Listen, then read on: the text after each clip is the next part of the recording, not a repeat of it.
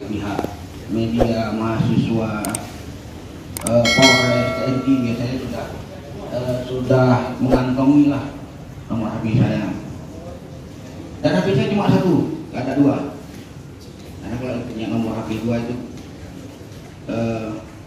kenapa ya punya dua?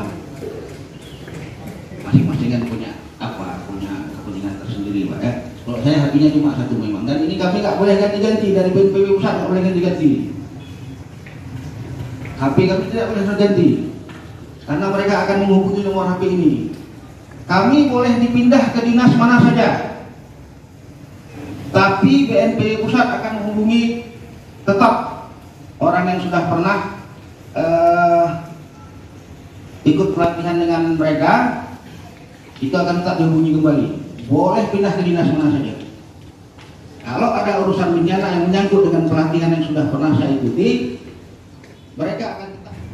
Ini yang kacau. Hujan dari gunung lebat, ngirim air ke sungai-sungai, ke parit-parit, masuk ke Langsa, sampai ke Rung Langsa, dibawa melalui Pondok Kemuning, Sidoarjo, Sidoradi sampai Alu Brawe, mau masuk laut, air laut pasang. Jadi air yang ngalir tadi nggak tahu masuk ke mana karena ditolak balik oleh laut. Pas banjir kiriman jumpa dengan air pasang, banjirlah kota Langsa.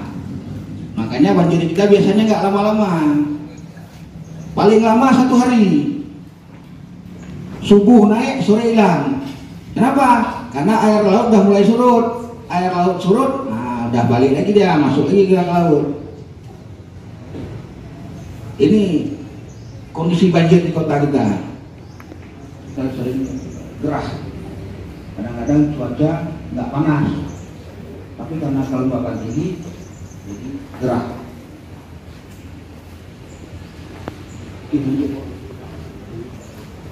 Nah, ini kondisi kontur wilayah kota Langsa. Sebagian besar wilayah kota Langsa di bagian barat daya sana timur barat. Nah, sebelah barat daya itu merupakan daratan aluviasi pantai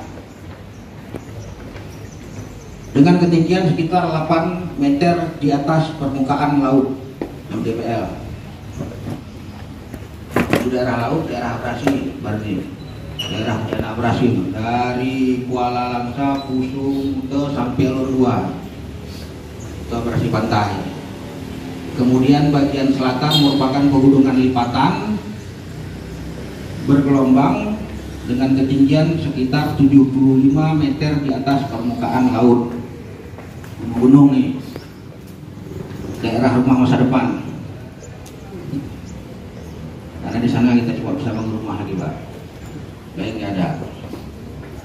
Kemudian bagian timur terdapat rawa-rawa, ini tempat kebakaran lahan. Daerah Langsa Timur, Sampeti, Medang Arah, itu daerah sana nih banyak endapan rawa-rawa dan juga lahan gambut. Kemudian selain itu wilayah kota Langsa juga memiliki dataran rendah dan bergelombang. Ini tempat kita tinggal di sekarang, dataran rendah bergelombang. Makanya waktu hujan lapang mereka banjir, nah dia lekuk sedikit. Daerah Tugu Belakang banjir karena lokasi tanahnya dataran rendah dan bergelombang. Di Sidoarjo juga, Pak. Itu kadang-kadang rumah keliling saya udah banjir, saya enggak. Kebetulan rumah saya enggak. Alhamdulillah tinggi. Jadi kalau rumah saya udah banjir, berarti satu Sidoarjo udah banjir. Tapi alhamdulillah udah 5 tahun ini enggak punya banjir. Kadang-kadang kecewa orang Sidoarjo karena biasa kali banjir. Kok banjir kan asik kan? Ada enaknya lah. Bisa main banjir, anak-anak bisa main banjir, ya bapak-bapak bisa lihat orang main banjir kan? Lihat ibu-ibu kebanjiran. Sesuatu ya gitu deh. Kalau yang suka rakyat Kedubang selalah untuk pabrik bla bla bla bla sampai Alu Brawi ke laut sana.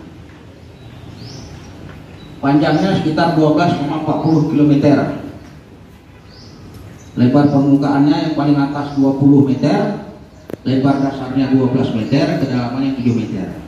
Ini kondisi sungai kita ini berdasarkan pantauan kami kemarin, kami sudah pantau dari Pondok Kemuning sampai ke Alubrawi, memang perlu direkondisi ulang. Kalau komputer perlu diinstal ulang sungai, karena sudah banyak bergeser, tanah-tanah sudah kemakan itu semua akibat banjir yang berulang, kecepatan air semakin tinggi. Ya. Dulu kalau Sidoarjo itu selalu banjir, setiap tahun pasti banjir. Kemudian untuk mengatasi banjir itu dibuat kebijakan pelurusan sungai sekitar tahun lupa saya Pak, pokoknya masih wali kota yang sudah lama-lama. Sejak itu Sidoarjo nggak pernah banjir lagi. Tapi bagi kami, ya, mungkin karena nggak banjir ini dirasa kebijakan itu tepat, tapi bagi kami itu kebijakan yang tidak tepat bagi BNPB. Kenapa? Karena dengan pelurusan sungai, kecepatan air itu akan semakin tinggi, akan semakin cepat itu dan mengalir. Wah, maka dinding sungai itu mulai tergerus semua, yang dari atas membawa material berbagai macam, lumpur-lumpur, batu-batu, membentuk endapan-endapan baru di tengah sungai di bawahnya, sehingga banyak yang sudah terbentuk pulau-pulau di tengah sungai itu Pak. Pulau-pulau ini akhirnya membelah sungai menjadi bercabang. Aliran sungai yang tadinya lembang digerus sedikit, buat aliran baru, tercipta aliran-aliran baru. Dinding sungai terus dimakan, akhirnya kena tanah-tanah milik rakyat. Kalau sudah ada cekokan sedikit gini, ini lama-lama makin gede, sudah pasti makin besar, dan sungai akhirnya berbelok, bentuk sungai berubah, arah sungai berubah, dan aliran sungai berubah. Banyak kali yang sudah berubah. Kalau direkondisi membutuhkan biaya yang luar biasa, miliaran, karena harus kita timbun lagi yang